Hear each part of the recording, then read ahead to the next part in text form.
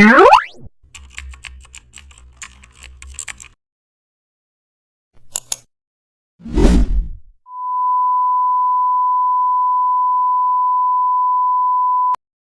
back to the channel, and don't forget to like, share and subscribe for more updates.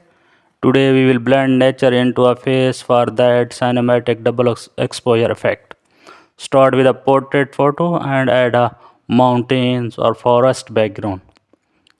The portrait and mask in the landscape layer set blend mode to screen.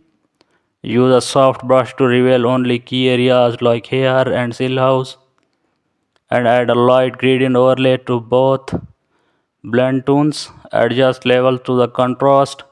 Paint subtle light leaks for moods.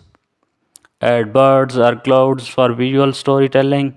The final result looks like art where emotions meet scenery in perfect harmony. Thanks for watching.